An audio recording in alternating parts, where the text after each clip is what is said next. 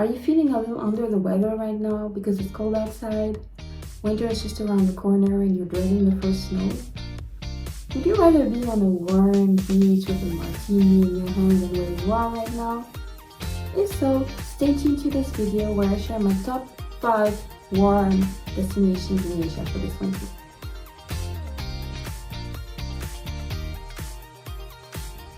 If you're new to this channel, first of all, welcome. My name is Laurence. I've been a travel agent for the past 10 years and I live in 6 different countries. On this channel, I share tips to help you plan your trips better and to give you inspiration about where to travel to in the world. On this episode, we're going to be talking about my top 5 warm Asia destinations to travel to this winter.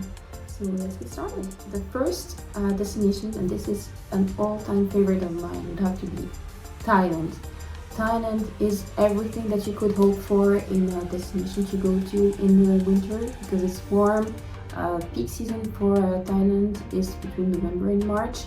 It's the best time to travel really because the weather is dry, it's not too humid as well. Thailand has everything you could hope for in a destination. You've got Bangkok, for example, that has the shopping, the beautiful temples, the floating markets, and the delicious food. And then if you really want to escape the bustling city life, why don't you try Chiang Mai, which is a bit of still a big city, but it's got all this beautiful nature around it with temples again, rice fields that you can visit, the Lana architecture, beautiful jungles, and then you've got amazing wildlife around Chiang Mai. Why don't you go to elephant sanctuary, for example? You can meet elephants. And then if you're looking for a beach destination, you can go see Phuket. You've got Koh Samui, Koh Lanta, which is a little bit less touristy, I would say. Depending on how much time you have in Thailand, you can do a full trip where you get to see Bangkok, Chiang Mai, and Phuket. So you've got a bit of the city life. Then you can do a bit of hiking around Chiang Mai, see some wildlife, and your trip on the beach. Number 2 would have to be the Maldives. The Maldives is divided into several different atolls, and each atoll is made of small little islands, and each of these islands feature a resort. So if you go to a resort in the Maldives, you will pretty much have your own private island, so to speak. That island is just privately owned by the hotel, so you will have 360-degree access to the beach. Maldives is very famous for its overwater bungalows, which are bungalows that are built on small pillars right inside the sea. So you can have a whole access again through the sea directly from the bungalow that you're renting. Another thing about the Maldives is that they have beautiful undersea creatures.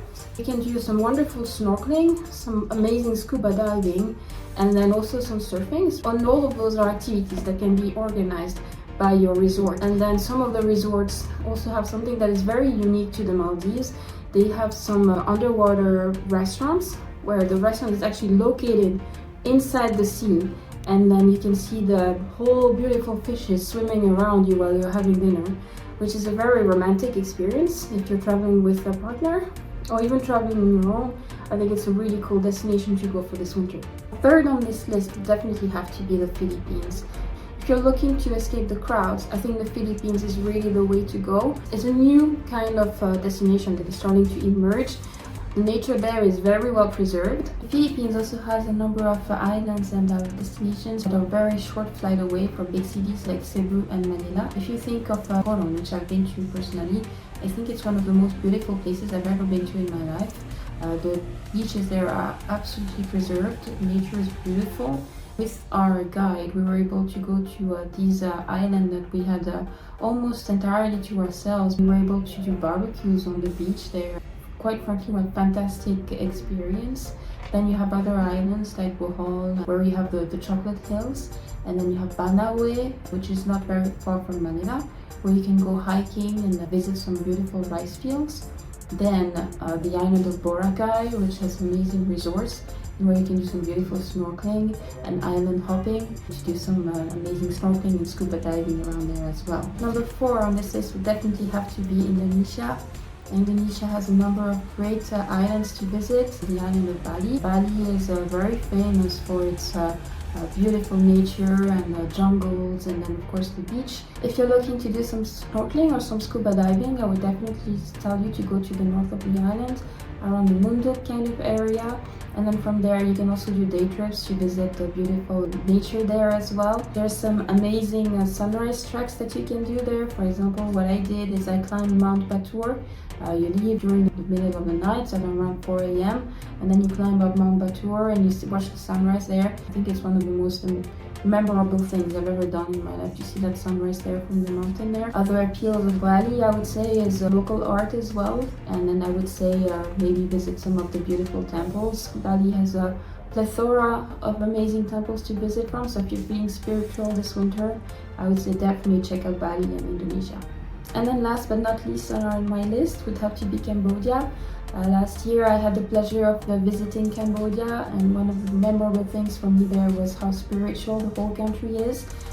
It's also an off-the-beaten-path destination, as still very well preserved and not very touristy. And when I visited last year, some places like Bagan, for example, there were no other tourists there to visit, so we were the only ones, and it felt like a very unique experience to not have any other tourists there. And then you've got temples like Angkor Wat, which have been there for 1,000 years, I believe, which are very, very worth visiting.